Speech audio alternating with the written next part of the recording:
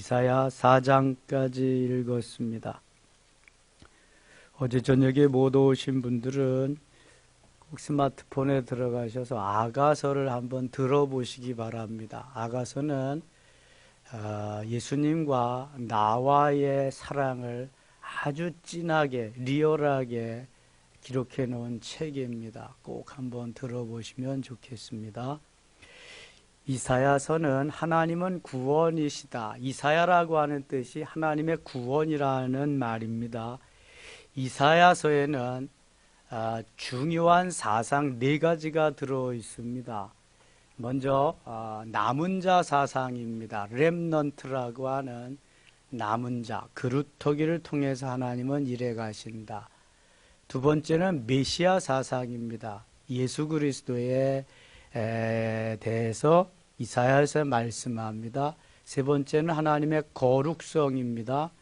그리고 네 번째는 예수 그리스도의 고난, 죽음, 부활에 대해서 말씀합니다. 이사야서는 총 66장으로 되어 있는데요.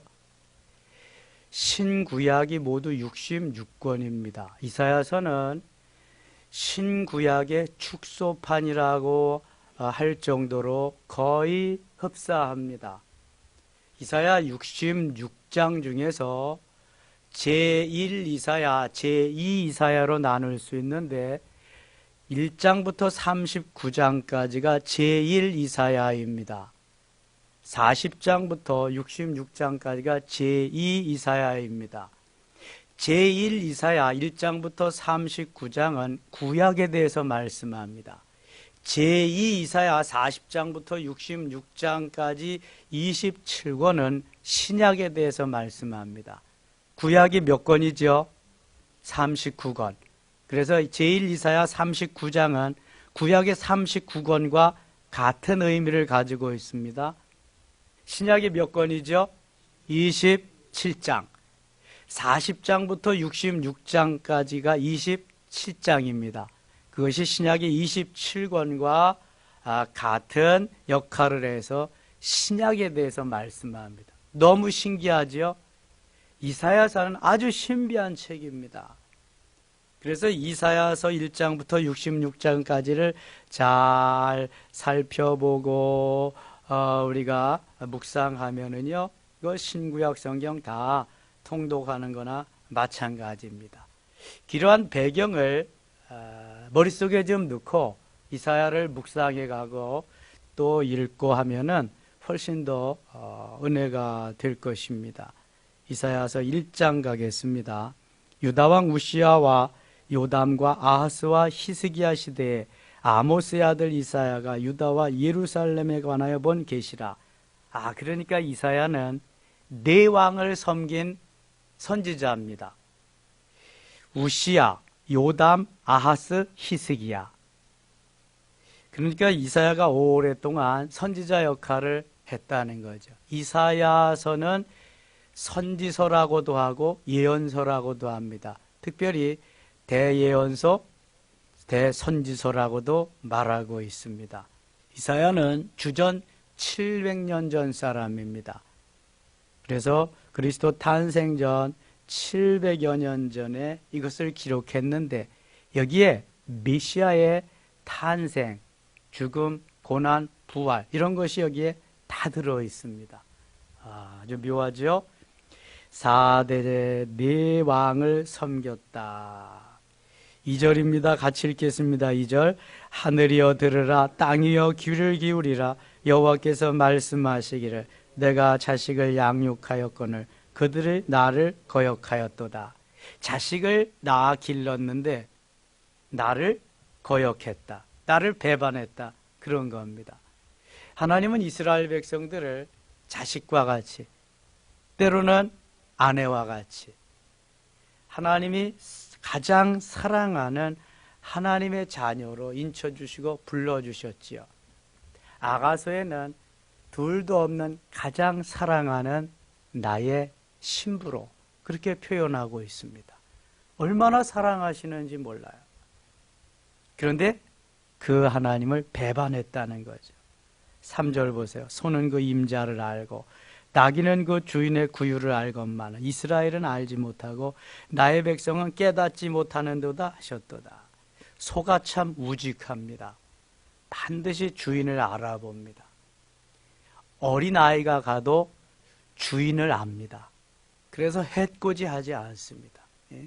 그리고 얼마나 충성스럽게 잘 일을 하는지 몰라요.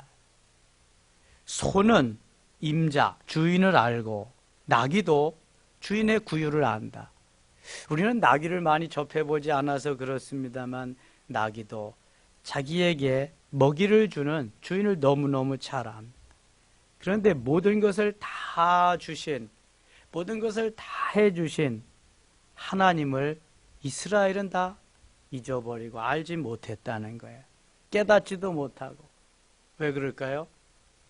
하나님을 버리고 내 사랑하는, 나의 가장 사랑하는, 나를 사랑하는 그분을 버리고 가서 우상을 섬겼기 때문에 그런 것입니다.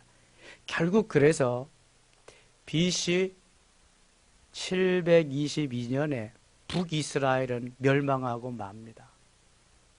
남쪽 유다도 별로 다를 것 없이 586년에 멸망합니다. 얼마나 사랑했는데, 얼마나 애틋하게 찾는데, 어제 저녁에 아가서 봤잖아요. 그렇게 사랑하는데도 아니라고 나는 간다는 거예요. 더 좋은 애인이 있다는 거예요. 더 많이 사랑하는 사람이 있다는 거예요. 그게 바로 세상이고, 그게 바로 물질, 세상의 우상입니다. 우상. 그리로 갔다는 거예요. 4절 보세요. 슬프다 범죄한 나라여, 허물진 백성이여, 행악의 종자여, 행위가 부패한 자식이로다. 그들이 여호와를 버리며 이스라엘의 거룩하신 이를 만홀히 여겨 멀리하고 물러갔도다. 하나님을 버린 결과 엄청난 대가를 이제 치룰 수밖에 없죠. 너희가 어찌하여 매를 더 맞으려고 패역을 거듭하느냐. 온 머리는 병들었고 온 마음은 피곤하여. 머리가 다 병들었다. 머리가 지령을 내리는, 여기가 가장 중요한 것인데 머리가 병들었으니까 올바른 판단과 올바른 명령을 내릴 수가 없지요. 그러니까 멸망하는 거죠. 머리가 잘못되니까. 온 나라는 병들었고 온 마음은 다 피곤하였다. 살아갈 수가 없는 거죠. 6절 같이 읽겠습니다. 발바닥에서 머리까지 성한 곳이 없이 상한 것과 터진 것과 새로 맞은 흔적뿐이거늘 그것을 짜며 싸매며 기름으로 부드럽게 함을 받지 못하였도다. 주님이 만져주시고 치료해 주시고 고쳐주시고 보듬어 주셔서 잘 케어해 주셔야 되는데 그렇게 해주려고 해도 다 도망가서 없는 거예요. 온 몸이 다 병들고 멍들고 터져 상하고 찢기고 그랬는데도 보호를 받을 수가 없는 거예요. 사라져버려가지고. 너의 땅은 황폐였고 너의 성읍들은 불에 탔고 너희의 토지는 너희 목전에서 이방인에게 삼켜졌으며 이방인에게 파괴된 같이 황폐였고 딸 시온의 포도원의 망대가 참외밭의 원두막같이 에워싸인 성읍까지 겨우 남았다. 겨우 남았다. 여기 남았다고 하는 게 남은 자의 사상을 이사야서를 아주 중요하게 여깁니다. 다 범죄하고 다 떠나고 다 없을지라도 남은 자가 있다. 이 렘넌트라고 하는 남은 자, 그루터기라는 의미입니다. 산에 가면은 나무를 자른 흔적이 있는데요. 반드시 다음 해에 가면은 그 그루터기에서 싹이 납니다. 또 다시 자랍니다. 이게 남은 자입니다. 남은 자. 다 마음에 안 들고 우상이 좋아서 세상이 좋아서 떠나고 갔을지라도 남은 자가 있다는 거예요. 남은 자, 렘넌트. 11절입니다. 여호와께서 말씀하시되 너희의 무수한 재물이 내게 무엇이 유익하뇨.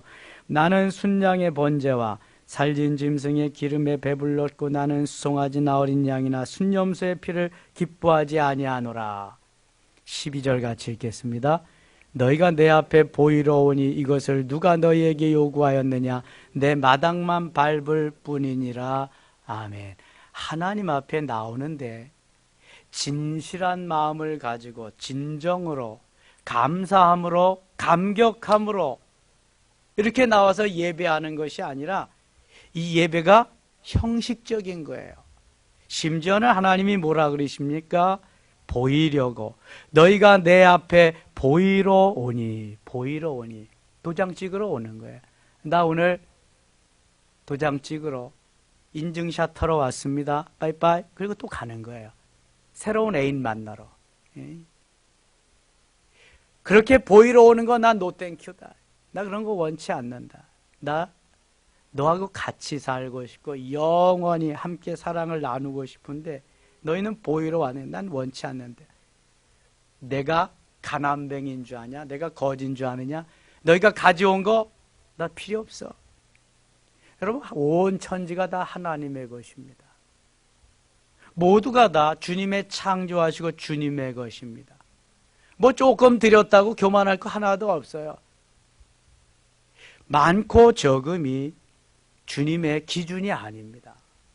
거기에 내 정성이, 내 마음이 얼마나 담겨 있느냐. 과부의 엽전두 렙돈을 칭찬하셨지만 부자가 드린 엄청난 많은 금액을 주님은 대수롭지 않게 여겼어요. 왜냐하면 부자는 있는 것 중에서 작은 일부를 드렸지만 과부는 혼자 아이들 키워 살면서 있는 전부를 드렸기 때문에 그런 거예요. 우리가 주님 앞에 드리는 예물은 얼마가 중요한 것이 아니라 내가 가지고 있는 것 중에서 몇 퍼센테이지를 주님 앞에 드렸느냐. 주님은 이걸 보시는, 거기에 정성이 얼마나 들어있느냐, 내 마음과 정성이 있느냐, 보이려고 체면치레하려고 내 앞에 가져왔느냐, 이러시는 거예요. 지금 나 그거 노땡큐다. 나 받지 않아. 가지고 가. 너희는 내 집에 마당만 밟을 뿐이야. 수고나 하지 말고, 수고하지 말고 그냥 가라. 마당만 밟는다는 것은 성전의 개념이 성전 뜰과 성소와 지성소가 있어요. 성전 뜰에 유대인과 이방인이 가서 제사할 수 있거든요. 그 성전 뜰만 밟을 뿐이다. 너희들 그런 수고할 필요 없다. 다 가져가라. 13절 보세요. 헛된 재물을 다시 가져오지 말라. 헛된 재물을 다시 정성이 담겨 있지 않은, 사랑이 담겨 있지 않은 재물 다시는 가져오지 마라. 분향은 내가 가증히 여기는 바요 월삭과 안식일과 대회로 모이는 것도 그러하니 성회와 아울러 악을 행하는 것을 내가 견디지 못하겠노라. 그래서 권력 있는 사람, 재물 있는 사람이 왔다고 해서 덥석덥석 그냥 만들어지지도 않은 그러한 사람에게 직분을 막 주면 안 됩니다. 어제 그 사모 제가 얘기한 목사님이 저하고 2년 차예요.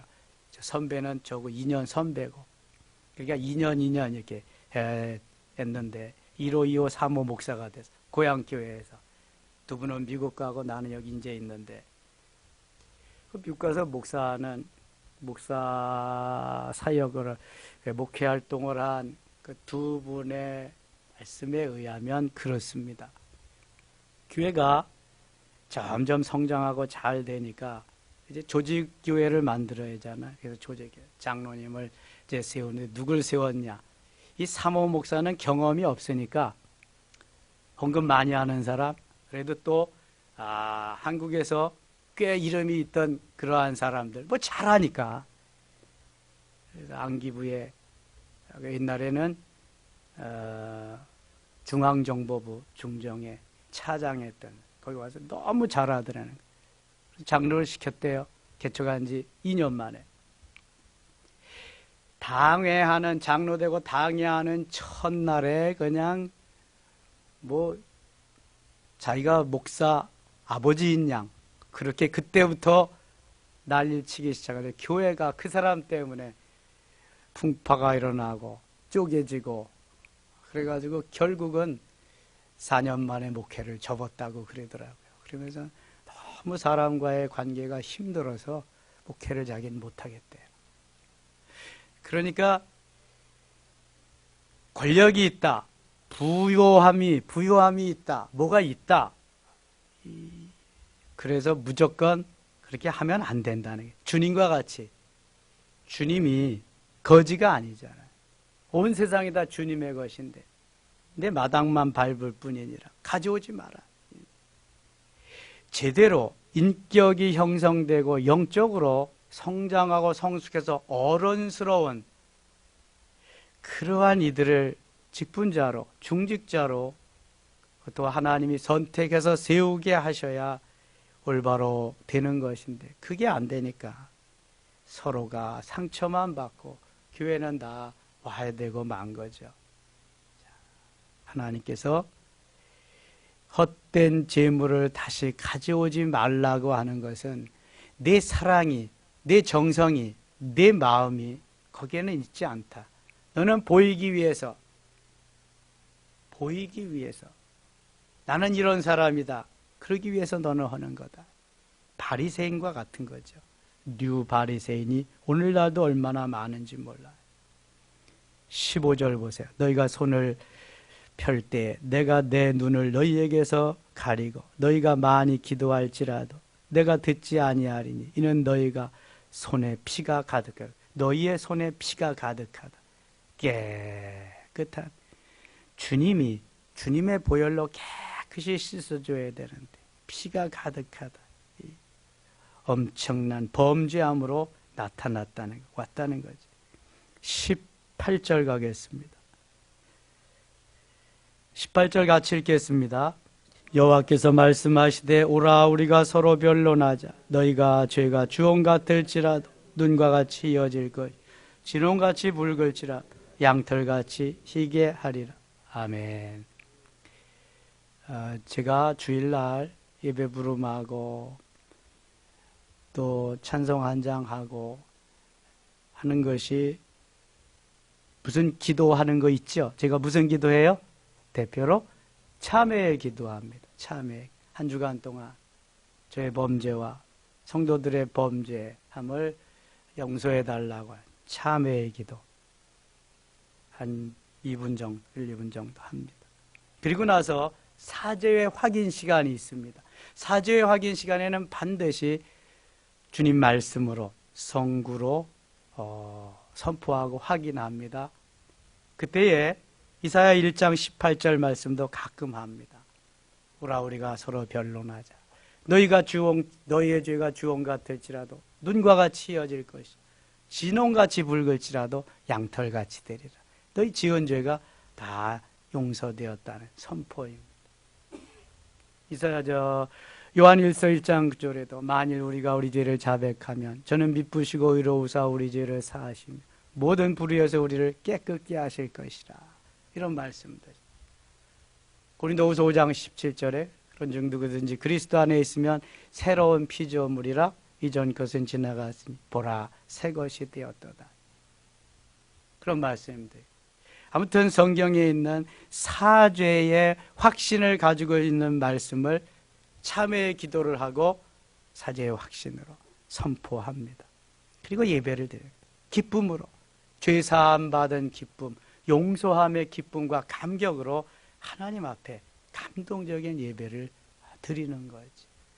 죄가 가득 차 있으면 그 예배가 잘 안 되니까. 19절입니다. 너희가 즐겨 순종하면 땅에 이름당 아름다운 소산을 먹을 것. 너희가 거절하며 배반하면 칼에 삼켜지리라. 여호와 입의 말씀이니라. 2장 가겠습니다. 2장 5절부터는 여호와의 날에 대해서 말씀하는데요. 2장 7절 가겠습니다.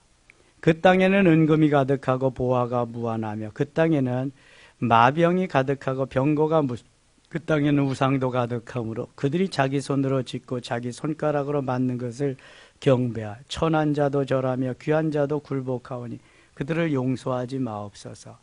범죄해서 이스라엘 백성들이 이제 하나님을 떠난 그러한 상태에서 여호와의 날이 올 때에 저들은 멸망할 수밖에 없다고 하는 것을 쭉 말씀하는 것입니다. 그래서 22절은 이렇게 말씀해요. 22절 같이 읽어요. 너희는 인생을 의지하지 말라. 그의 호흡은 코에 있나니 세 말 가치가 어디 있느냐.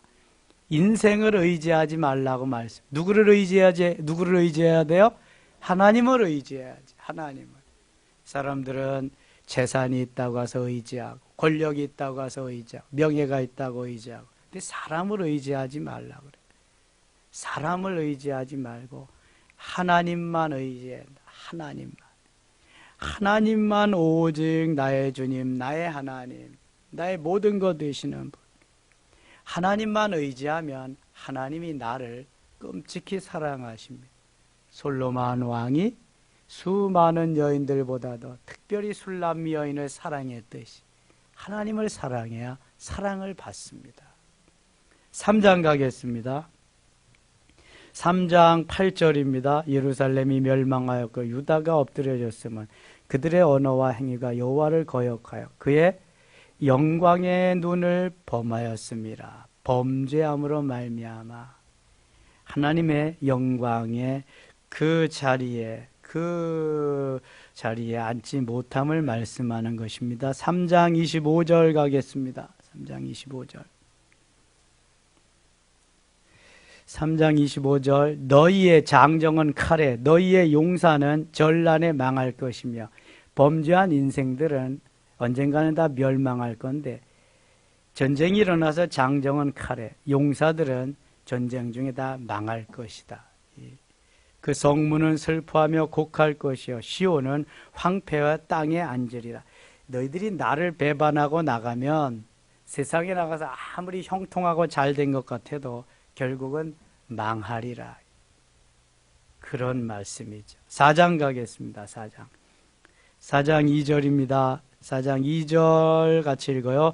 그날에 여호와의 싹이 아름답고 영화로울 것이요 그 땅에 솟아는 이스라엘의 피난한 자를 위하여 영화롭고 아름다울 것이며 아멘. 그날에 여호와의 싹이 아름답고, 이게 여호와의 싹은 메시아를 의미합니다. 이제 환난과 고통이 있고 어려운 멸망의 날이 있을 거지만 메시아가 오셔서 메시아가 구원주로 우리에게 오실 것이다. 여호와의 싹이 아름답고 영화로울 것이다. 그 땅에 솟아는 이스라엘의 피난한 자를 위하여 영화롭고 아름다울 것이며 시온에 남아있는 자, 여기 또 남은 자 말씀하죠. 시온에 남아있는 자, 범죄하지 아니하고 하나님을 섬기면서 그루터기로 남아있는 그들, 렘넌트, 남아있는 자, 시온에 남아있는 자, 예루살렘에 머물러 있는 자, 곧 예루살렘 안에 생존한 자 중 기록된 모든 사람은 거룩하다 칭함을 얻으리니, 모두가 범죄하고 하나님 다 배반하고 세상으로 나가서 세상이 좋다고 하는 그들은 다 멸망할 것이지만 그 중에서도 신앙을 지키며 남은 자로, 렘넌트로, 그루터기로 남아있는 그 자들은, 그런 하나님의 백성들은 거룩하다 칭함을 받으리라, 높임을 받으리라, 그런 말입니다. 소나무의 진가는 한여름에 있지 않습니다. 모든 나무들은 한여름이 가장 무성하잖아요. 지금이 아주 무성할 때입니다. 근데 소나무는 지금 진가를 발휘하는 것이 아니라 한겨울에 북풍이 몰아치고 찬소리가 내리고 눈보라가 치는 그때 소나무의 진가는 나타나는 겁니다. 소나무는 그때도 푸르름을 자랑, 모든 나무들이 다 낙엽이 지고 앙상한 가지만 있어도 소나무는 독야청청합니다. 얼마나 평소에는 잘 모릅니다. 누가 신앙이 좋은지, 누가 하나님 사랑하는 사람인지 보다 열심히 하잖아요. 누가 보이려고 하는지 나타내려고 하는지도 잘 몰라요. 그런데 그날이 되면 압니다. 누가 그루터기인지, 누가 남은 자인지, 누가 배반하고 그런 사람인지 그날 되면 다 아는 거예요. 조금만 지나면 다 아는 거예요. 남은 자들, 남은 자를 통해서 하나님 일하신다. 4절 보세요. 이는 주께서 심판하는 영과 소멸하는 영으로 시온의 딸들의 어려움을 씻기시며 예루살렘의 피를 그 중에서 청결하게 하실 때가 됩니다. 남은 자를 통해서 하나님이 일하시는데 그들은 보호하시고 그들을 지켜주시고 사랑하시고 은혜를 베푸신다는 거예요. 여호와께서 거하시는 온 시온산과 모든 지폐 위에 낮이면 구름과 연기, 밤이면 화염의 빛을 만드시고 그 모든 영광에 덮개를 두시며 또 초막이 있어서 낮에는 더위를 피하는 그늘을 지으며 또 풍우를 피하여 숨는 곳이 되리라. 남은 자들에게, 하나님을 따르는 자들에게는 늘 하나님의 지켜주심이, 보호하심이 있다는 거예요. 그러니까 우리들은 어떻게든지 환난이 와도, 고난이 와도, 풍파가 와도 잘 견뎌내야 돼. 잘 견뎌. 어제 만난 우리 1525 그 목사님 저는 집안이 예수를 안 믿니까 그냥 많은 그 어려움을 당하면서, 그래도 저는 좀 나은 거예요. 그 목사님은 집에서 쫓겨났습니다. 아버지가 얼마나 완고한지 아무것도 안 주고 팬티 하나만 입혀가지고 내쫓았습니다. 갈 데가 어디 있어요? 교회로 가는 거지. 목사님이 개척을 하는데 너무 교회가 어려우니까 목사님도 방 하나 가지고 4식구 5식구가 사는 거야. 근데 있을 때가 교회 막아가지고 조그마한 거기 또 교육관처럼 쓰는 거기에서 이렇게 사는 거지. 그렇게.